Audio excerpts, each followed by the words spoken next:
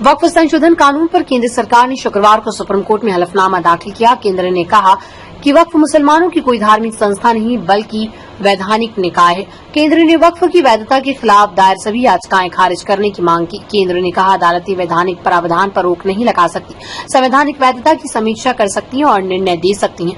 संसद में बनाए गए कानूनों पर संवैधानिकता की धारणा लागू होती है। विधायिका द्वारा लागू की गई विधायी व्यवस्था को बदलना स्वीकार नहीं है। सुप्रीम कोर्ट ने 17 अप्रैल को 7 दिन के अंदर केंद्र से वक्फ संशोधन कानून के खिलाफ दायर याचिकाओं पर जवाब दाखिल करने को कहा था। इस मामले में अगली सुनवाई 5 मई को होगी। अफवाहें फैलाई जा रही कि संशोधन से धार्मिक स्वतंत्रता के मौलिक अधिकारों को छीन लिया जाएगा। इस संशोधन कानून से किसी भी व्यक्ति के वक्फ बनाने के धार्मिक अधिकार में कोई हस्तक्षेप नहीं होता, केवल प्रबंधन और पारदर्शिता सुनिश्चित करने के लिए इस कानून में बदलाव किया गया। संसद द्वारा पारित कानून को संवैधानिक रूप से वैध माना जाता है। विशेष रूप से संयुक्त संसदीय समिति की सिफारिशों और संसद में व्यापक बहस के बाद बने हुए कानून को निजी और सरकारी संपत्तियों पर अतिक्रमण करने के लिए प्रावधानों का दुरुपयोग किया गया। मुगल काल से पहले, आजादी से पहले और आजादी के बाद वक्फ की कुल जमीन 18,29,163 एकड़ थी।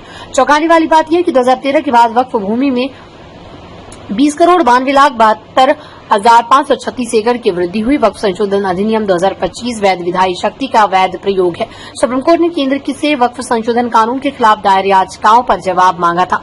कोर्ट ने वक्फ कानून के विरोध में देश भर में हो रही हिंसा पर चिंता जताई थी। इस पर एसजी तुषार मेहता ने कहा था कि ऐसा नहीं लगना चाहिए कि हिंसा का इस्तेमाल दबाव डालने के लिए किया जा सकता है। सुनवाई के दौरान कपिल सिब्बल ने कहा था कि वक्फ कानून के तहत बोर्ड में अब बिंदुओं को भी शामिल किया जाएगा। ये अधिकारों का हनन है। इस पर सुप्रीम कोर्ट ने केंद्र से पूछा कि क्या वो मुसलमानों को हिंदू धार्मिक ट्रस्टों का हिस्सा बनने की अनुमति देने को तैयार है। हिंदुओं के दान कानून के मुताबिक कोई भी बाहरी बोर्ड का हिस्सा नहीं बन सकता। वक्फ संशोधन कानून पर 1 घंटे सुनवाई हुई थी। कोर्ट ने केंद्र सरकार को जवाब दाखिल करने के लिए 7 दिन का वक्त दिया था।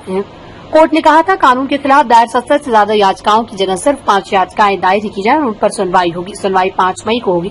सॉलिसिटर जनरल तुषार मेहता ने कहा था कि संसद से उचित विचार विमर्श के साथ पारित कानून पर सरकार का पक्ष सुने बिना रोक नहीं लगाई जानी चाहिए। All India Muslim personal law board के वक्फ बचाव अभियान का पहला फेज 11 अप्रैल से शुरू होकर 7 जुलाई यानी 87 दिन तक चलेगा। इसमें वक्फ कानून के विरोध में 1 करोड़ हस्ताक्षर कराए जाएंगे।